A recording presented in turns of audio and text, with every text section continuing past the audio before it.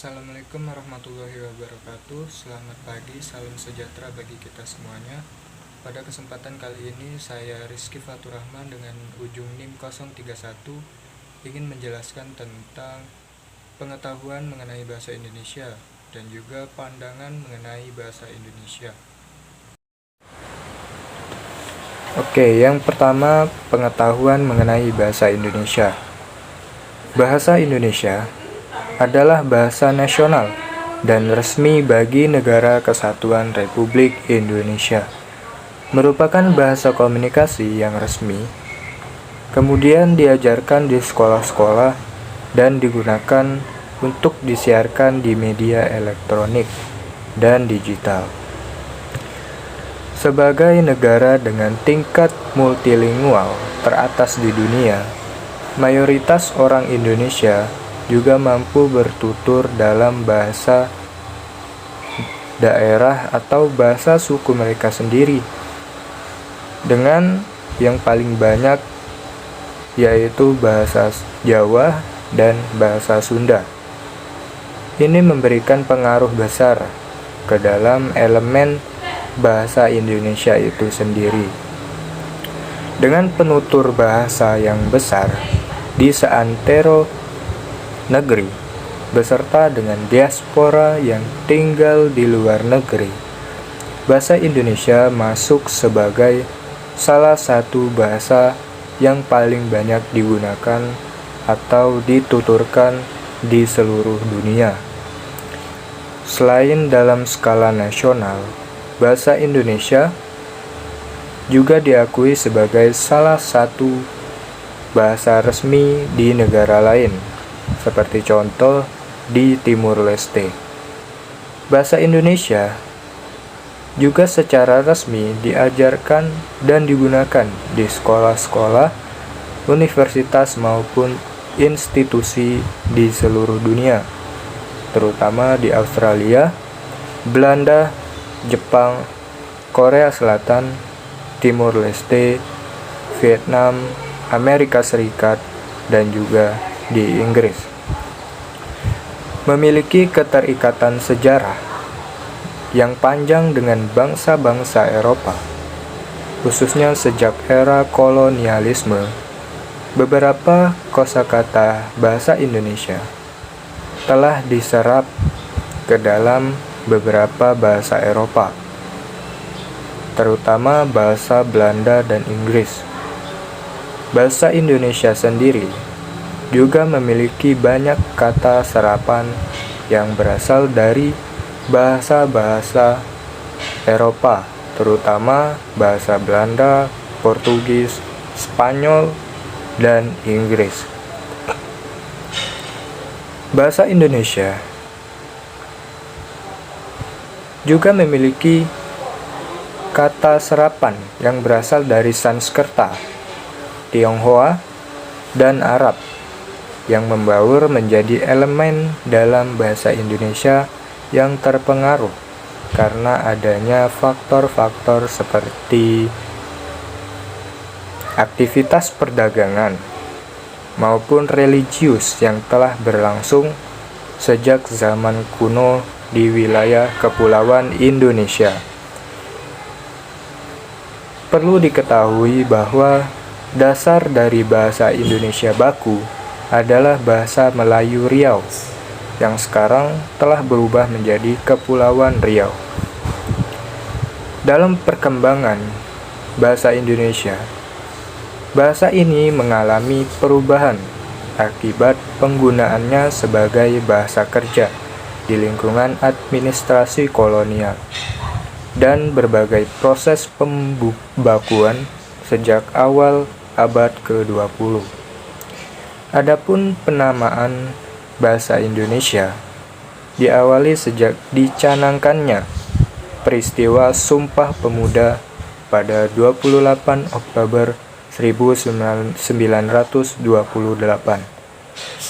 untuk menghindari kesan imperialisme bahasa. Apabila nama bahasa Melayu tetap digunakan, proses ini menyebabkan adanya Perbedaan bahasa Indonesia saat ini dari varian bahasa Melayu yang digunakan di Riau dan kepulauan manapun, Semenanjung Malaya hingga saat ini. Bahasa Indonesia merupakan bahasa yang hidup, yang terus menghasilkan kata-kata baru, baik melalui penciptaan maupun penyerapan dari bahasa daerah dan bahasa asing. Fonologi dan juga tata bahasa Indonesia dianggap relatif mudah menurut sebagian peneliti.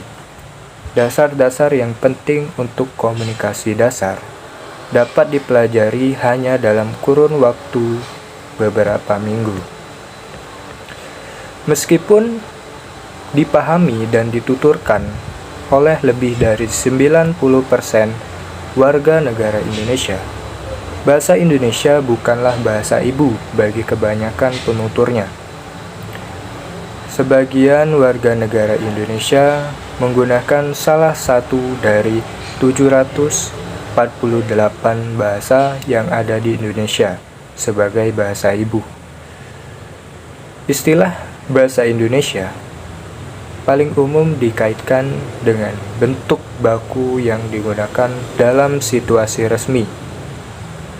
Ragam bahasa baku tersebut berhubungan diglosik dengan bentuk-bentuk bahasa Melayu vernakuler yang digunakan sebagai peranti atau penghubung dalam berkomunikasi sehari-hari.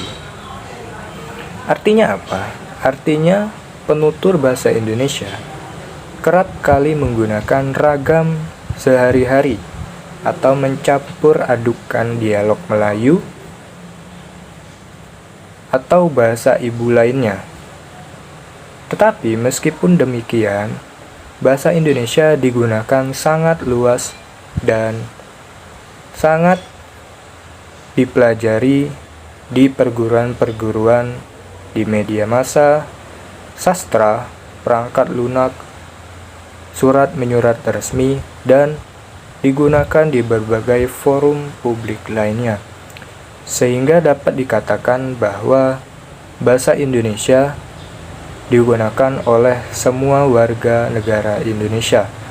Bahasa Indonesia sebagai bahasa resmi yang diatur dalam pasal 36 Undang-Undang Dasar tahun 1945 dan juga dikukuhkan dan diperjelas dalam undang-undang tersebut, yaitu Undang-Undang Republik Indonesia Nomor 24 Tahun 2009 tentang bendera, bahasa, dan lambang negara, serta lagu kebangsaan.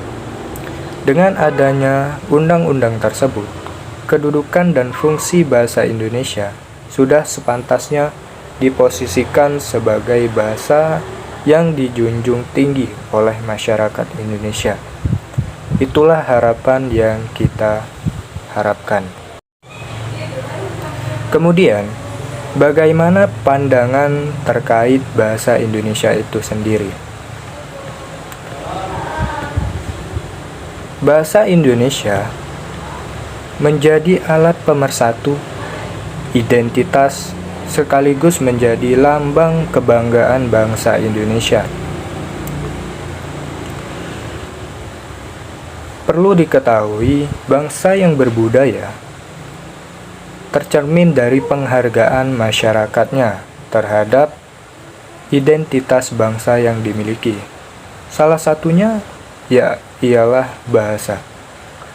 Bahasa Indonesia sebagai media komunikasi memiliki fungsi yakni sebagai untuk menyampaikan informasi kepada orang lain, baik itu individu maupun kelompok, baik itu secara lisan maupun tulisan, mengenai apa yang kita sampaikan dapat mudah dimengerti dan tujuan kita mudah dipahami oleh orang lain. Kemudian, bangsa Indonesia juga dipandang sebagai lambang identitas nasional, yang berarti bahasa Indonesia dapat mengetahui identitas kewarganegaraan seseorang dan juga dapat membedakan antar negara lain, yaitu seperti karakter, kepribadian, dan watak sebagai bangsa Indonesia. Bahasa Indonesia juga merupakan identitas nasional. Alasannya ialah karena bahasa Indonesia merupakan suatu ciri yang dimiliki oleh Indonesia yang secara filosofis membedakan negara Indonesia dengan negara lain. Terdapat paling tidak 3 bahasa dalam kehidupan masyarakat, yaitu bahasa daerah atau lebih dikenal sebagai bahasa leluhur, yang merupakan warisan tak ternilai harganya.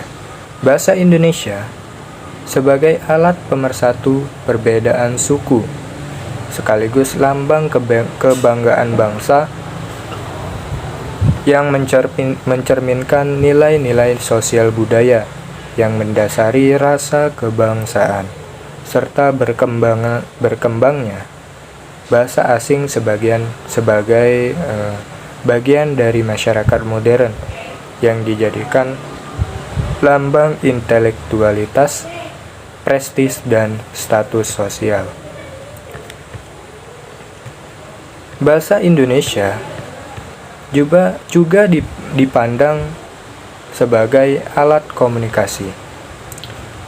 Ketika kita menggunakan bahasa sebagai alat komunikasi, kita sudah tahu maksud dan tujuan, yaitu ingin dipahami oleh orang lain.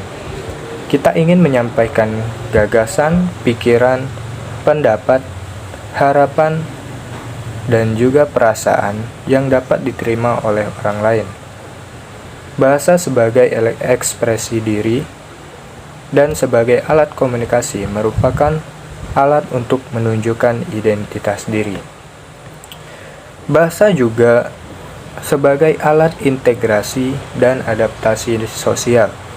Bahasa Indonesia mampu mempersatukan beratus-ratus kelompok etnis di tanah air kita ini. Sebagai alat integrasi bangsa, ada beberapa sifat potensial yang dimiliki bahasa Indonesia, yaitu bahasa Indonesia telah terbukti dapat mempersatukan bangsa Indonesia yang multikultural. Bahasa Indonesia bersifat demokratis dan egaliter. Bahasa Indonesia bersifat terbuka atau transparan, dan bahasa Indonesia sudah mengglobal. Bahasa Indonesia juga sebagai alat kontrol sosial. Sebagai alat kontrol sosial, bahasa Indonesia sangat efektif. Kontrol sosial dapat diterapkan pada diri kita sendiri atau kepada masyarakat pemakainya. Berbagai penerapan informasi atau pendidikan disampaikan melalui apa? Ya, melalui bahasa. Buku-buku pelajaran di sekolah juga sampai di universitas. Buku-buku tersebut salah satu contoh penggunaan bahasa Indonesia sebagai alat kontrol sosial. Adapun ceramah agama, dakwah juga merupakan wujud dari penggunaan bahasa sebagai alat kontrol sosial. Sekian yang dapat saya sampaikan. Semoga bermanfaat bagi kita semua. Kalau ada kurang, saya mohon maaf. Terima kasih. Wassalamualaikum warahmatullahi wabarakatuh.